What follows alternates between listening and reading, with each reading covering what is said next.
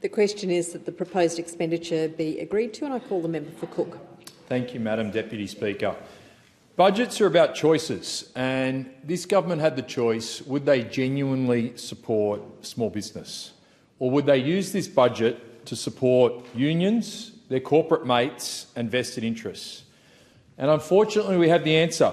Prime Minister Albanese, Treasurer Jim Chalmers and the Minister for Industry are supporting vested interests and corporations. I stand here today representing the 60,000 small businesses in the seat of Cook.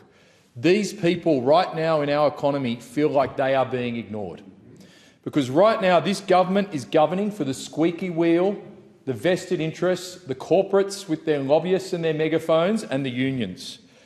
These are the people, the small businesses of Cook, being let down by this government. They're too busy employing people, too busy paying tax to tune into Question Time, or too busy to be lining up for these grants, this corporate welfare from the Albanese government. We just heard from the member from Cunningham. You know, a company in her electorate receiving a subsidy as part of a private sector capital raise.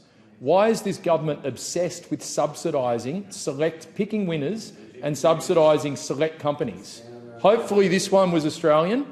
That's all I can say. But we've got a government picking winners, picking large corporates. The 60,000 small businesses in Cook would love the opportunity to get that $15 million that was gifted to one company, Pluck, that I just heard about. Would love to know more. And I'm sure the 60,000 small businesses in my electorate would love to know more.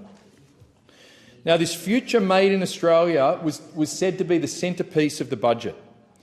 It was claiming to support Australian industry, manufacturing, but the reality of this is very, very different. Labor's future Made in Australia says it only really cuts red tape for foreign investors or big businesses with dedicated procurement channels. It does absolutely nothing for the growing small and medium business and those in my electorate of Cook. Now, the Treasurer is out there trying to claim this is tax reform, only to be corrected by the chairwoman of the Productivity Commission yesterday, saying it's tax policy, who also expressed concerns how they would wean corporate Australia off. What is the ramp off? They're already worried. Now, look, to be fair to the Minister for Industry, he's arguing for tax reform. He's asking to lower taxes. But then he's only to be corrected the next day by the Treasurer. Oh, no, we're not for lower taxes. Right now, the dysfunction in this government, the arguments they're having amongst themselves between the Treasurer and the Minister from Industry, this is a government at sixes and sevens. They do very well to look back to the Hawke and Keating governments to see what tax reform really looks like. Instead, your Treasurer and your Industry Minister cannot agree on tax policy. I hope the member in his speech in a moment can come and clarify for me. Do you agree with your Treasurer we should not be cutting company tax, or do you agree with your Industry Minister we should? I'd love to hear it from the next member.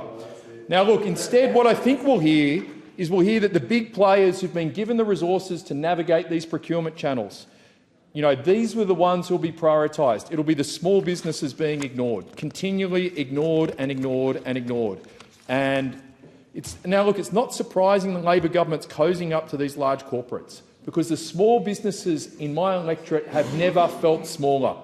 Because under this Labor government, corporates and governments have never been larger. This government has been adding 50 bureaucrats a day, with over 30,000 bureaucrats added since the last election.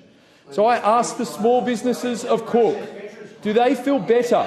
Do the small businesses of Cook feel better for these 30,000 bureaucrats? Do they feel better supported because of these 30,000 bureaucrats? Or do they think the government is just not listening? Do they think the government is governing for the squeaky wheel, the large corporates and the unions? I would love the Industry Minister to answer that. I'd love the Treasurer to answer. Is he going to be for this tax cut that his Industry Minister is calling for? The people of Australia and the people of Cook want answers. Instead, they have a confused budget, a government at sixes and sevens that can't get on the same page when it comes to what's tax reform, what's tax policy, or what their next steps are. Now, finally, we need a deregulation agenda.